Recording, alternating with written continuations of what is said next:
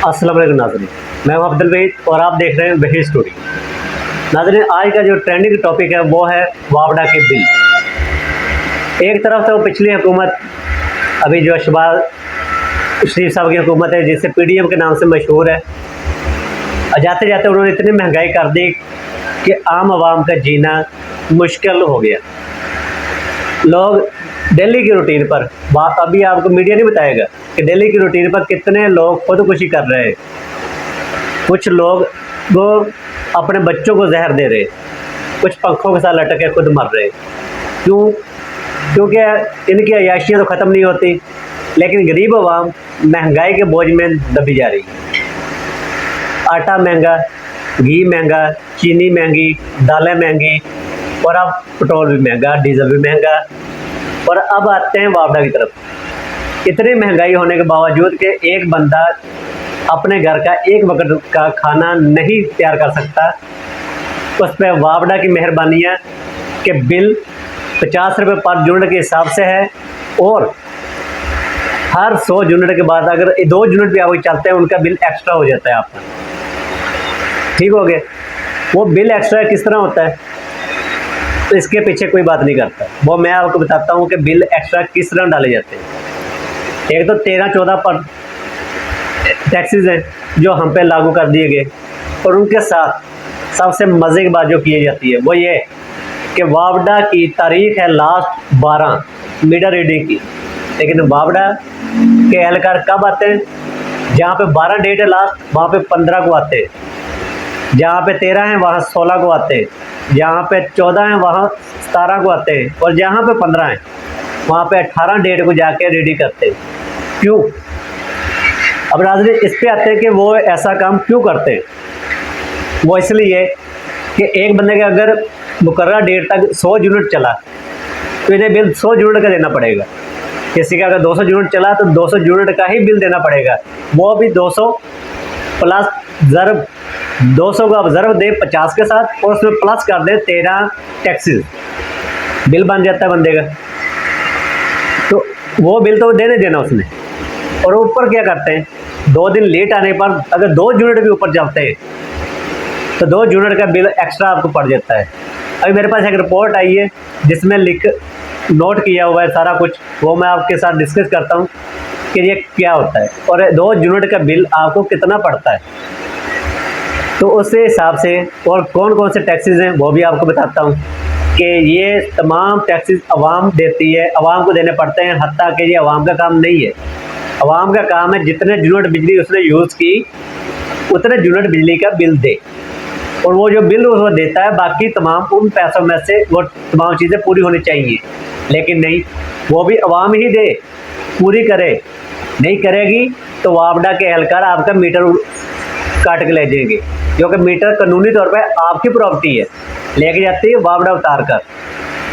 आइंदा कभी किसी वावड़ा एहलकार को अपना मीटर मत उतारने दीजिएगा, क्योंकि ये आपकी प्रॉपर्टी है, आपने पैसे दिए इसके। वो अगर वावड़ा अगर कुछ कर सकती है तो वो सिर्फ खंबे से आपका कनेक्शन काट सकती है, तो वो अपनी बिजली आपको नहीं देगी। कभी इस तरह हुआ कि आपके घर में मोटर लगी हो पानी भरने वाली, जिसे वाटर पंप कहते हैं, और कोई आकर और वो वाटर पंप मुश्तरका हो 2 घरों का, और वहाँ पे एक टूटी लगी हो, ठीक है।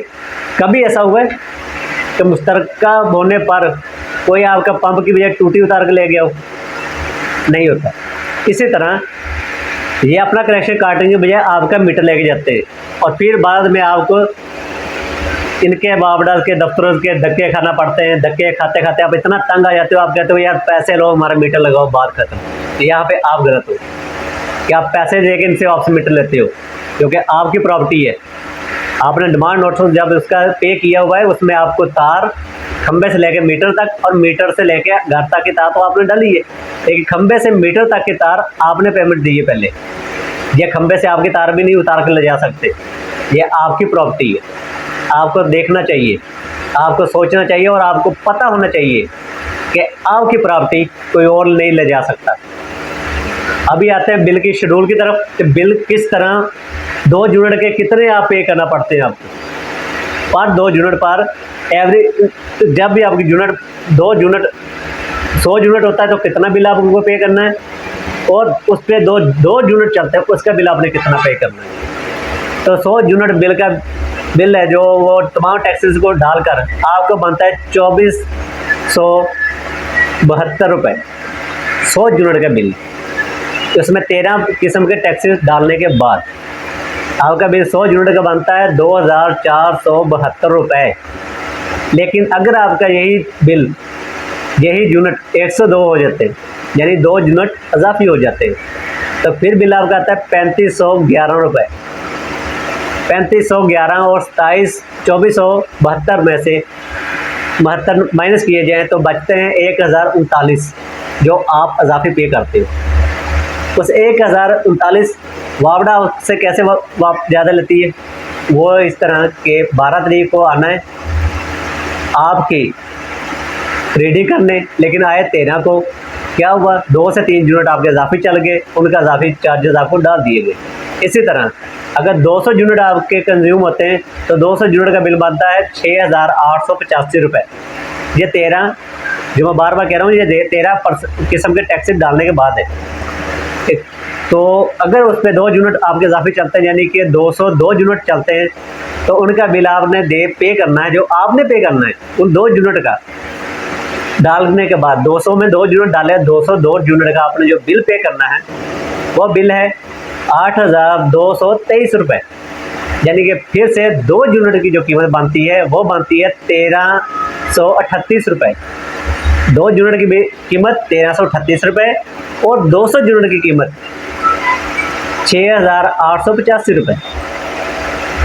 यह है वापडा की हरकत सकना। और इसी तरह अगर 300 यूनिट होते हैं तो उस पर भी इसी तरह 300 यूनिट का बिल है 12213 रुपये।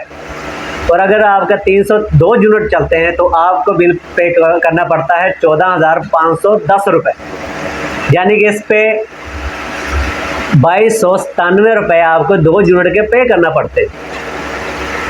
इस तरह चलते जाएँ, एवरी 2 यूनिट आपके पेमेंट बढ़ती जाती है।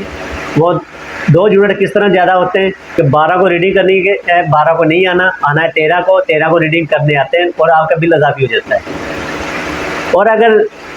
और अवाम के साथ मैं एक बात और शेयर करना चाहता हूँ कि अगर ये मुकर्ररा डेट जो बिल पे लिखी है कि इस डेट को रीडिंग होगी, उससे 1 घंटा भी बाद में आते हैं या एक दिन भी बाद में आते हैं, तो आप उन्हें रीडिंग मत करने दीजिएगा।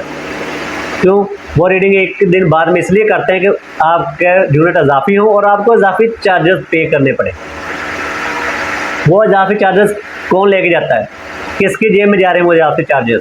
चीफ जस्टिस साहब, आपको भी सोचना चाहिए। आप फैसला कर सकते हैं, आपके पास इख्तियार है, आप इसकी तहकीकात करवाएं कि एक तो 50 रुपये पर यूनिट 13 किस्म के टैक्सेस के साथ अवाम पे करें, और उस पर 2 यूनिट का बिल इजाफी से एक्स्ट्रा हो जाए, वो भी अवाम पे करे। क्यों? टाइमिंग क्यों नहीं इनकी सेट होती? वापडा की मनमानी क्यों नहीं ख़त्म होती? ये जो 2 यूनिट के इजाफी पैसे लेके जा रही है वापडा, ये किसके लिए लेके जा रही है? किसे पे किए जाते हैं ये पैसे? कौन है इसका जिम्मेदार?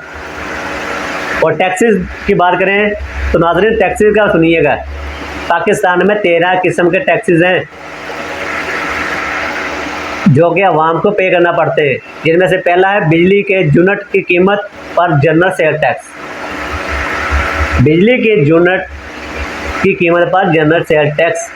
जनरल सेल टैक्स हमारा काम नहीं पे करना, जो हमें सेल करता है उसका काम है पे करना। वो हमें वापडा हमें बिजली सेल करता है, हम सेल के पेमेंट देते हैं, लेकिन उस पर जो एक्स्ट्रा टैक्स है सेल टैक्स, वो वापडा का काम है, क्योंकि सेल उन्होंने किया है, हमने नहीं। हमने तो परचेज़ किया है, हम पे अगर लगता है तो वो एक ही टैक्स है, वो है इनकम टैक्स। क्योंकि हमारे पास पैसा है, हमने चीज़ें परचेज़ की, हम पे इनकम टैक्स लगता है, बाकी टैक्स नहीं लगते। सेल टैक्स सेल करने वाले पे लगते हैं।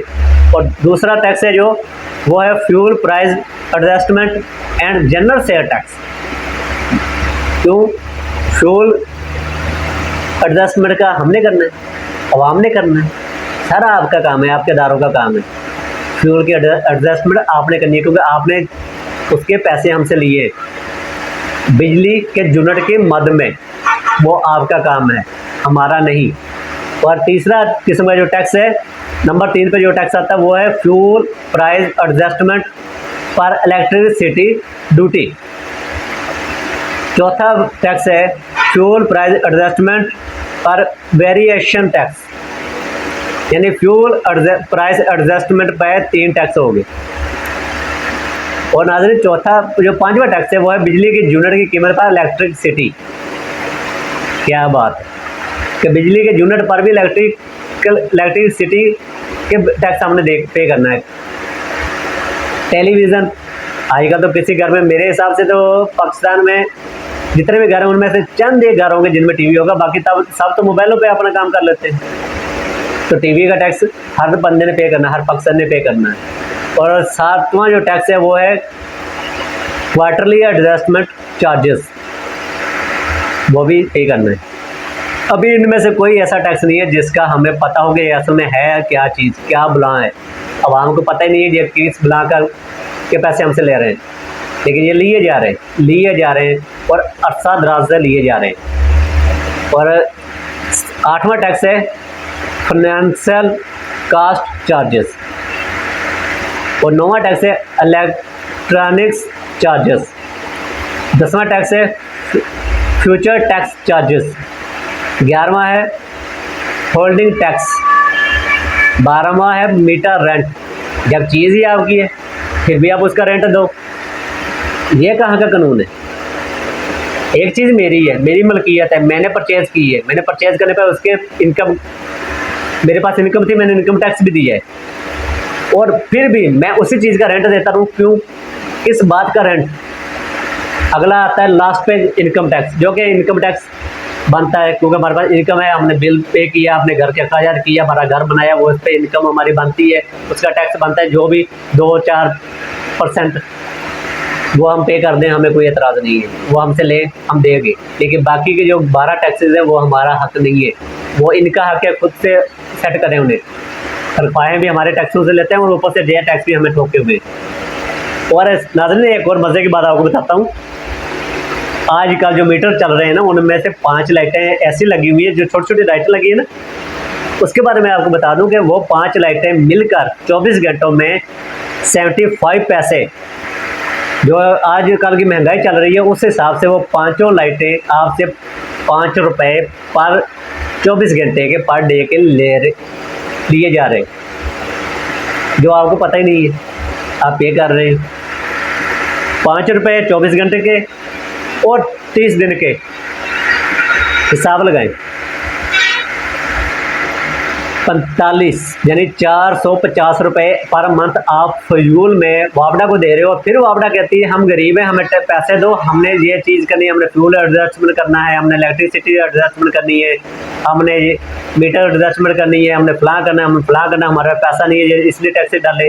तो वो जो 445 रुपये पर मीटर पे ये हमसे वसूल कर रहे हैं बिना किसी फ़ायदे के हमारे, वो कौन पे करेगा? उसका हिसाब कौन देगा? और पाकिस्तान की जो इस वक्त आबादी है वो 23 करोड़ से प्लस है, 23 करोड़ से प्लस आबादी है। तो आप हिसाब लगाएं कि इस हिसाब से कमो पेश 10 करोड़ तो मीटर होंगे। अभी आते हैं 450 रुपये पर मंथ, इसे हम डिवाइड करते हैं 450 ज़रबे 12, यानी कि 1 साल पर बनता है 5400 रुपये, और 10 करोड़ मीटर हैं। इसे हम ज़रब करते हैं 10 करोड़ से,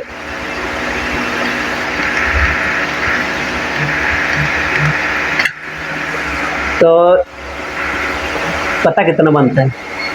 अगर ये सारा 1 साल का हमारे मीटरों पे जो हमें फ्यूल के पेमेंट हम पे करते हैं, अगर इसे इकट्ठा कर लिया जाए तो हम IMF का कर्जा कब का उतार सकते हैं। तो ये बनता है 1, 2, सैकड़ा, हज़ार, 10,000, लाख, 10 लाख, 10 लाख, करोड़, 10 करोड़, अरब, 10 अरब, खरब, 3 खरब हम पे टोटल कर्जा है IMF का। तो ये बनता है 1 साल का 10 करोड़ मीटर पर 54 करोड़, 54 अरब, 5 यानी 5 खरब 40 अरब। जो हमसे मुआवजा ले जाती है बिना किसी बात के, जिसकी कोई भी पूछताछ नहीं है, कोई पूछने वाला नहीं है कि मुआवजा ये हमसे जो छोटी लाइटें मीटर पे हमारे लगी है इसकी पेमेंट जो बनती है वो कहाँ पे लेके जाती है। ये किसी भी बिल में हमारे नहीं लिख के आते, लेकिन ये ले जाते हैं हमसे। और उसी का हिसाब लगा के अगर 10 करोड़ मीटर लगाए जाए पाकिस्तान में, तो पाकिस्तान का एक साल में जितना रेवेन्यू इकट्ठा होता है वो सारा IMF का हम कर्जा उतार सकते हैं एक साल में। अगर मुआवजा हमसे वो पैसे जो कि ना हमारे फ़ायदे में, ना कहीं पे लिखने में आते हैं, ना कहीं पढ़ने में आते हैं, वो छोटी छोटी 5 लाइटें जलाने पर हमारे मीटर पर हमसे ले रहा है। बाकी 13 किस्म के जो टैक्सेस हैं वो तो हम उन पर डाले हुए हैं, वो तो लिखे हुए हैं उन्होंने कि भाई ये टैक्सेस हम आपसे ले रहे हैं, 5 यूनिट ये हम आपसे चार्ज कर रहे हैं, और 100 के बाद अगर 2 यूनिट भी इजाफी चलते हैं तो हम आपसे इतने पैसे और इजाफी ले लेंगे। ये तो लिख के आ गया, लेकिन उन लाइटों का हिसाब कहाँ पे है? वो तो आज तक कहीं पर लिखा नहीं गया।